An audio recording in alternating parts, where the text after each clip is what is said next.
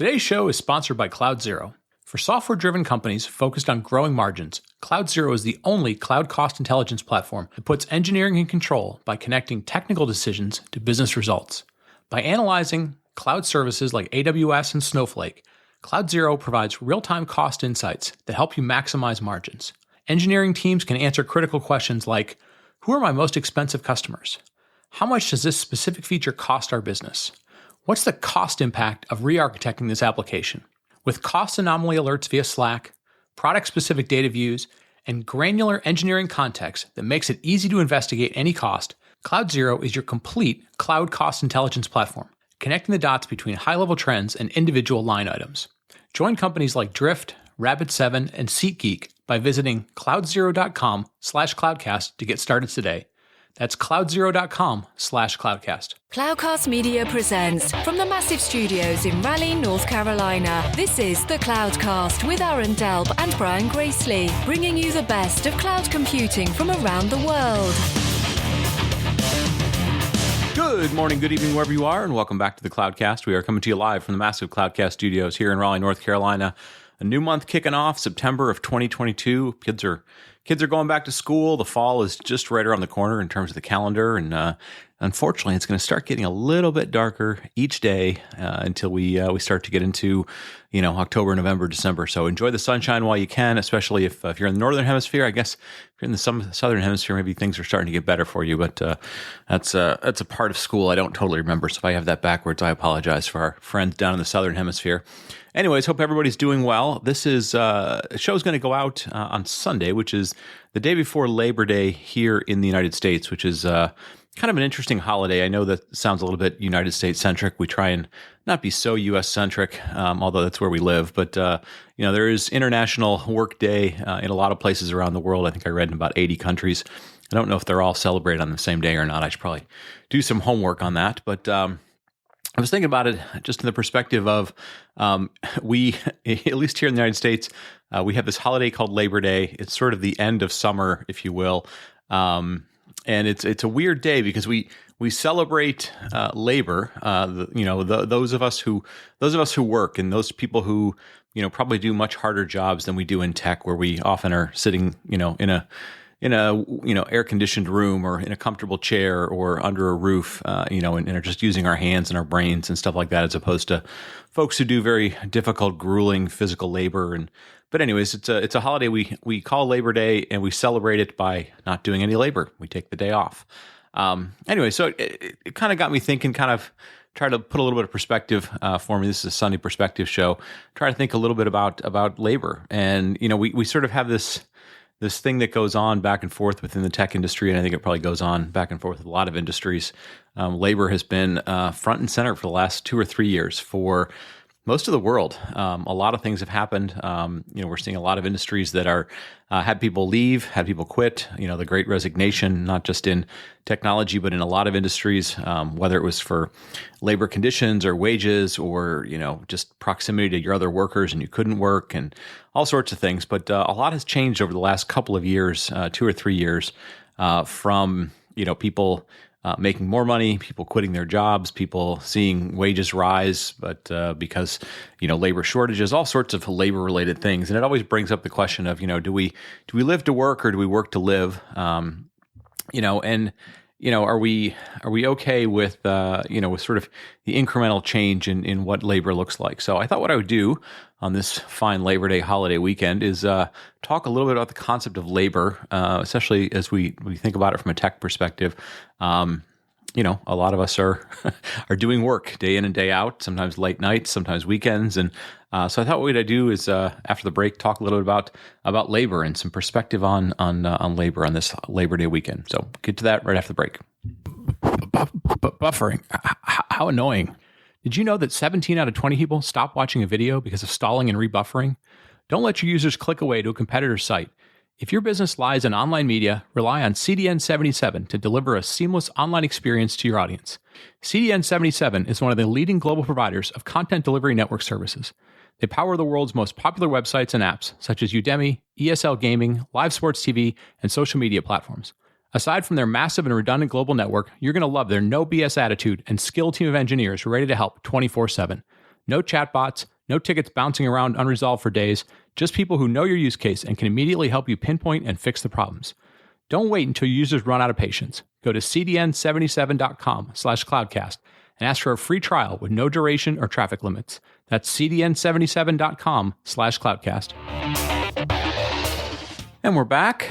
And, as I mentioned at the top of the show, I'm going to talk for a little bit about labor. And I know that seems weird, but for a Labor Day weekend, I thought maybe it'd be a good one to do. I'm going to keep this one fairly short because, quite honestly, if you get an extra day that you don't have to work, or that you're obligated not to work, or legally your business is not open, or whatever reason that you celebrate Labor Day, take the day off. And so, yeah, if listening to a podcast is part of your routine, maybe it's what you do to walk the dog or mow the grass, or go out and you're exercising, that's cool. But this won't be the normal sort of 30-minute one. I think it's going to be 5 or 10 minutes at most. So anyway, so I got to thinking about this, and I thought about it in a couple of contexts. And I think what sort of triggered me to think a little bit about labor was it's Labor Day weekend here in the United States, which typically means we get Monday off. I took a new job about 6 months ago, and I've spoken a little bit about it in the show. And so the last job I had for 6 years, maybe one of the best jobs I've ever had in my life. Really loved the people that I worked with, loved the work I was doing, and probably surprised a lot of them because they probably all thought I had one of the best jobs in the company. And I left because I kind of got bored. And I only bring that up not to talk about the old job, but really to kind of talk about things in the context of, you never know where people are in terms of their relationship with labor at any given time. And, in the context of that last job, I got bored. I was looking to be doing something else, not necessarily, a completely different kind of job or whatever it was, but just, boredom became too much of part of what I was doing. And, I was thinking about it for this weekend because I've been in this job for about 6 months, and anytime you go and work for a smaller company, which is what I'm doing now in my day job, you have very long days. You have a lot to do because you're kind of catching up, and you're trying to act like a big company as a small company, and there's a lot to do. And so I was very much looking forward to this weekend and a chance to sort of get away from work completely for a few days, and literally was going to go out into the middle of nowhere for about 3 or 4 days with some very good friends and hike around and do some outdoor activities. And unfortunately, tore up some ligaments in my ankle, sort of a dumb thing. But anyways, did that and were not able to do the trip. So that's kind of a bummer in the short-term sense of things. And, life happens sometimes, dumb things happen, and, you have to change course. But, it was one of those things I got to thinking about it because I could use the break. I could use a couple of days of just not thinking about work and those sort of things. And I'll do the best I can. But, having a forced reason or a forced activity that gets you away from those things is really important.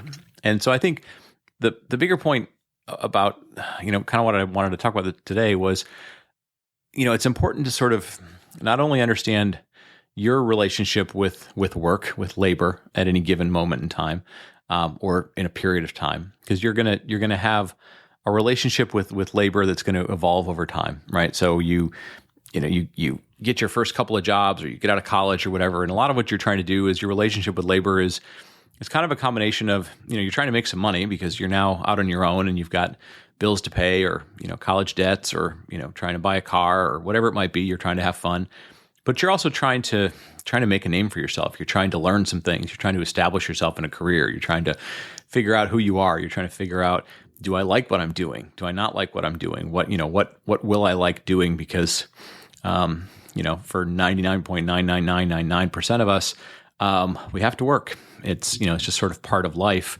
It allows us to take care of ourselves, to do all the things in the Maslow's hierarchy of needs, but it also allows us to do fun things. And so, the early part of your career, your relationship with labor is very much kind of an exploration. You're trying to figure out what it means to go to work. It means, what do you feel comfortable? How many hours a week do you feel comfortable working? What type of work do you feel comfortable doing? What type of work do you enjoy doing? Are you being rewarded for the type of work you do, either monetarily or emotionally or, recognition, whatever it is. Later on in life, some things will happen. They'll change. Maybe you get married. Maybe you have you move to a different country, maybe you change jobs, maybe you end up having, starting a family, whatever it is. There's going to be things that change in your relationship with labor because, its importance hasn't necessarily changed. It's still important to, be working and, have a role that allows you to provide for yourself, but you may be providing for other people. You may be responsible for other people. You may have family, other, older family that you have to provide for. And so your relationship with labor somewhat changes. Your relationship with labor is going to change over time as you take on new responsibility, as you take on more responsibility. Maybe you move from a individual role to a leadership role in which you're, not only responsible for your own work, but you're responsible for, a team. You're responsible for being part of a bigger picture. And so your relationship with labor at that point is going to change. There may be times when, there's just things that change in life, and everybody knows this. If you're gone from your 20s to your 30s, your 30s to your 40s, 40s to 50s, and so on and so forth, things change. What you're responsible for changes. What motivates you changes.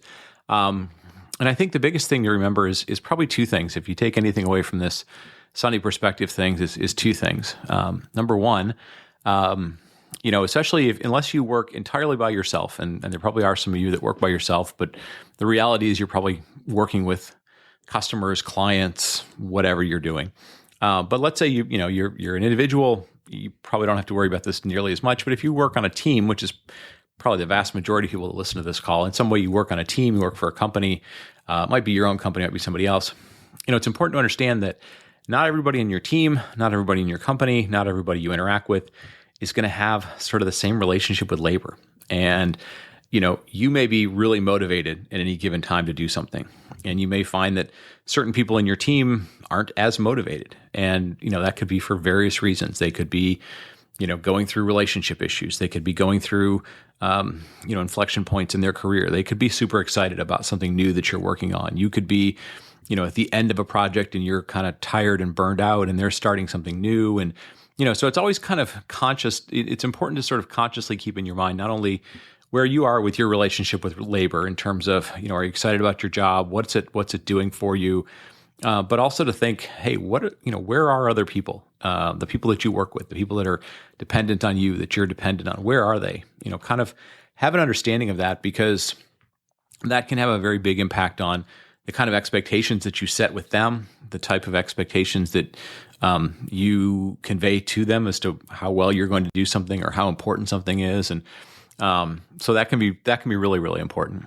And again, sometimes it's worth asking questions of people, not like, hey, do you care about your job or how important is your work, but just like, hey, how are you doing? Where are you these days? What, just kind of understanding the context of what people are doing in terms of their relationship with labor, because, not everybody in tech is working on the latest cool thing. Not everybody is comfortable with the work they're doing.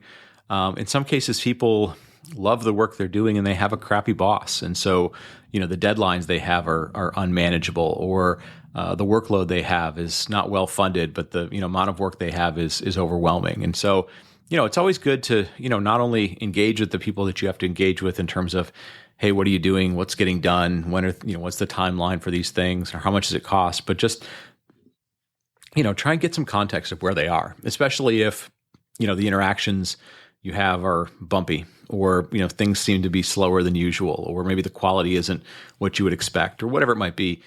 Keep in mind that people go through a lot of different stages of their relationship with labor, and that can impact that. And the other thing I'll sort of say, and I know I've gone through this myself, and I know lots and lots of people have gone through this myself, especially with the last 3 years of the pandemic, and it's been nearly 3 years. It started in March of 2000, and we're into the second, so 2.5 years, but what feels like the third year of going through this. There's a lot of us that are in some way, shape, or form partially broken, mostly broken, have gone through periods where it just overwhelmed you. And the pandemic changed a lot of stuff, and it changed a lot of stuff. It broke a lot of things. It created new habits that aren't necessarily great habits, right? And I think in our industry we have a tendency to we would work long hours because the work never seems to end, in the sense of like there's always new stuff to learn. There's always things to break. There's things to fix because things broke. Kind of evolve things. People have demands for technology that are sometimes unreasonable. And so it never feels like the work sort of ends. And over the last few years, we've sort of adopted this schedule, whether you're in the US or in other parts of the world, in which,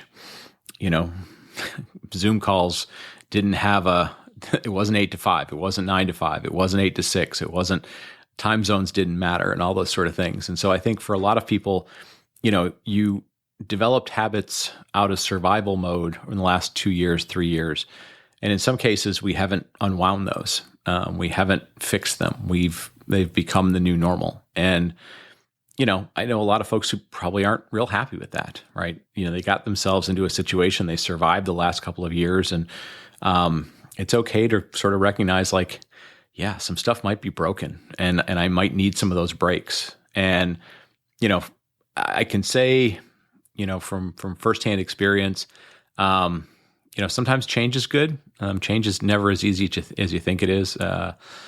Sometimes it's good to step away from some things, but sometimes it's just good to take a break for 2 days or take a break for 3 days or a week or an hour or whatever, and recognize that like that's the most important thing you can do. And just get away from work, get away from anything having to do with work. Don't check your emails, don't check your Slack. Don't be like, well, I'll sort of be available if needed. And sometimes you just need a complete break.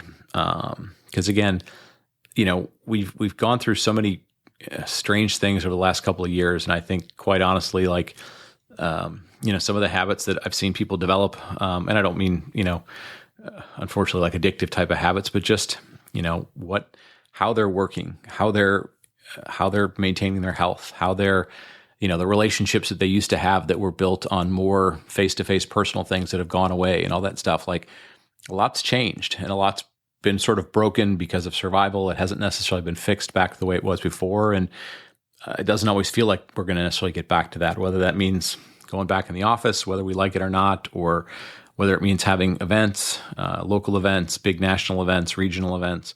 So be conscious of that, right? Be conscious of that for yourself personally.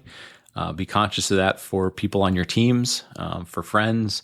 So those two things, I guess, from my Sunday perspective is, not everybody is going to be in the same place as you are in your relationship to labor, and be honest with yourself as to where you are with that stuff, and try and have some context as you're talking to different people. And the second part is, don't be afraid to sort of admit something might be broken in what you do, and some cases you can kind of realize it and start fixing it, and it might take a few weeks to fix it or a few months to fix it. In other cases, you might have to adapt to what the new whatever is, but try and get yourself to a place that's good and healthy and manageable and stuff. Because I think we're going to get hopefully to a point where the pandemic is not an everyday thing we have to think about, and we're able to travel and we're able to interact with people in person and not be afraid of the sicknesses that come with that or the illnesses that come with that. But I think we're going to have to also be thinking about what is our blurred lines between work and home, and all those things. What have happened to that over the last few years, due to the pandemic, and maybe because of the way your employer worked or whatever. But I think just in general, the idea of your relationship between your home or where you live, where you work, your family, the separation of work and family, and all those other sort of things that used to be maybe a little better defined or a little more manageable have become kind of blurry and some would say broken and so forth. So anyways, a little bit of heaviness there. Didn't mean to really get too heavy on it, but I just know from talking to a lot of people, from reading a lot of things, labor has been a weird thing over the last few years. We've all tried to do it for survival. The world's been crazy for the last couple of years. And, I think sometimes, especially on days like this weekend that are coming up with Labor Day, sometimes it's good to reflect and think about what is your relationship with labor, and is it healthy? Is it doing you the things you want it to do? Is it getting you to the goals that you want? Is it becoming a problem that you need to step back and look at and try and fix? And sometimes it's good to have a day of perspective, an hour of perspective or something on something as important as is our relationship with labor, because it follows us around in some cases more than 40 hours a week, and for a good chunk of our lives. So anyway, so that'll wrap it up. Hope everybody enjoys their Labor Day weekend, whether you get the day off or not. If you're in the States or somewhere else, maybe you just get a day off from having to deal with us Americans and all our demands all the time, and long hours and all the other crazy things that Americans do that maybe other parts of the world don't do. So hope everybody has a good Labor Day. Hope your relationship with labor is good. And with that, I'll wrap it up. This week's show on Wednesday will probably go out a little later than normal, and there's a little bit of weirdness in there, but it should go out on Wednesday. And with that, thanks to everybody for getting through the summer with us. The show numbers have been up again through the summer, which is unusual because usually they dip in the summer. People, go to the pool and enjoy life and go on vacation and stuff. And so thank you all for listening. Thanks for telling a friend. Thanks for helping us grow the show. Aaron and I both celebrated wedding anniversaries here this last week or so. Aaron, 25 years, so congratulations to him and Kim. My wife and I, 19 years, so congratulations, I guess, to us.